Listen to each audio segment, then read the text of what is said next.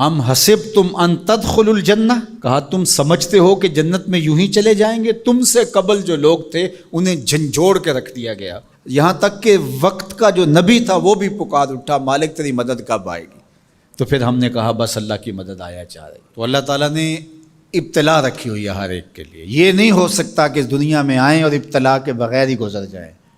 کوئی آدمی ایسے ہی گزر جائے، ایسے نہیں ہو سکتا، ابتلا سے اس کو گزرنا پڑے گا جیسے بھی گزرے۔ اللہ مال دے کے بھی آزماتا ہے اور غربت دے کے بھی آزماتا ہے، یہ دونوں آزمائشیں ہیں اس کی۔ کبھی صحت دے کے آزماتا ہے، کبھی بیماری دے کے آزماتا ہے، کبھی فراغت دے کے آزماتا ہے، کبھی مصروفیت سے آزماتا ہے، کبھی بھوک سے آزماتا ہے، کبھی انواع و اقسام کے کھانے فراواں دے دیتا ہے، اب آزمائش ہوتی ہے۔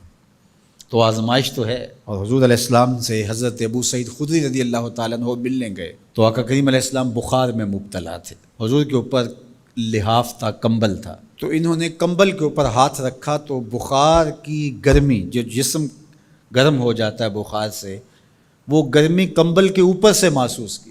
تو حضرت ابو سعید نے عرض کی یا رسول اللہ یہ کیا؟ فرمایا ہم کو تکلیفیں دوہری ملتی ہیں، اجر بھی دوہرا ملتا ہے۔ سب سے زیادہ تکلیفیں انبیاء کو آئی، سب سے زیادہ تکلیفیں نبیوں کو پہنچی ہیں، پھر جو نبیوں کے خاص لوگ متبعین خاص، ان کی عادات کو اختیار کرنے والے۔ امام فخر الدین رازی نے تفسیر کبیر میں لکھا ہے کہ مکے سے لے کر طائف تک 70 ایسے نبیوں کی قبریں ہیں جن کی وفات صرف بھوک اور پیاس کی وجہ سے ہوئی ہے۔ حضرت خباب بن ارت رضی اللہ تعالی عنہ حضور کی خدمت میں حاضر ہوئے، حضور کعبۃ اللہ کی دیوار کے ساتھ بیٹھے ہوئے تھے، کافروں نے اتنے دکھ دیے، اتنی تکلیفیں دی کہ یہ تھوڑے سے پریشان ہو گئے۔ تو آقا کریم نے فرمایا خباب بس گھبرا گئے ہو؟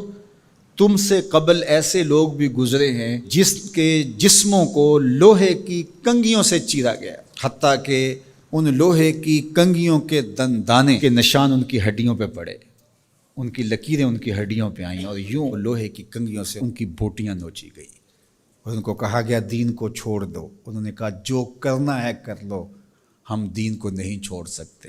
حضرت زکریا کے سر پیارا رکھ کے پاؤں تک چیر دیا گیا، لیکن پڑھو ان کی سیرت، ان کی زبان سے اف بھی نہیں نکلی، زخم پہ زخم کھا کے جی، خون جگر کے گھونٹ پی، آہ نہ کر لبوں کو سی، یہ عشق ہے دل لگی نہیں۔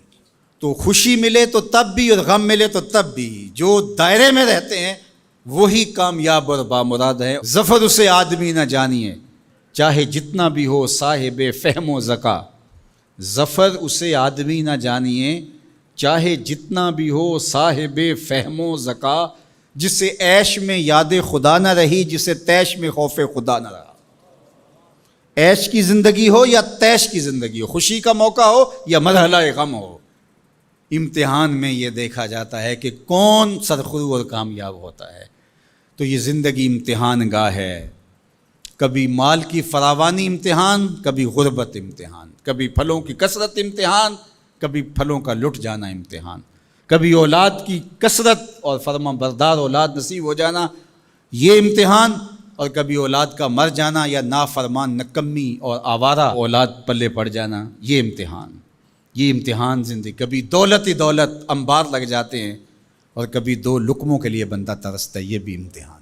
کبھی ماں باپ ہیں، بہن بھائی ہیں، رشتہ دار ہیں، ان کے سایہ عاطفت میں زندگی گزرتی ہے، اور کبھی کندھوں پہ اٹھا کے باپ کو بھی قبر میں اتار چکے ہوتے ہیں، ماں کو بھی لحد میں اتار چکے ہوتے ہیں، کوئی کندھا بھی نہیں ہوتا جس پہ سر رکھ کے آنسو ہی بہا لیں۔ وہ لمحے بھی ہوتے ہیں، وہ گھڑیاں بھی ہوتی ہیں، وہ بھی گھڑیاں ہوتی ہیں۔ تو اللہ بندوں کا امتحان لیتا ہے، دے کر کے بھی اور لے کر کے بھی۔ اب کون ہے جو دونوں مرحلوں میں شکریہ ادا کرتا ہے؟ جو اللہ کے بندے ہوتے ہیں وہ کبھی بھی اللہ کی رضا کے دائرے سے باہر نہیں نکلتے۔ ان کے دو ہی رنگ ہوتے ہیں، کبھی شکر کرتے ہیں، کبھی صبر کرتے ہیں۔ نہ ملے تو صبر کرتے ہیں، مل جائے تو شکر کرتے ہیں۔ اور پھر ان کے پاس فراوانی ہو تو اپنے اطراف میں رشتہ داروں کو، اعزاء کو، اقربا کو، گلی محلے کے لوگوں کو، جو ایسے حالات کے اندر جس کے پاس فراوانی ہے وہ اپنا مال لوگوں کی ضرورت کے لیے نہیں نکالتا، وہ ناکام ہے امتحان میں۔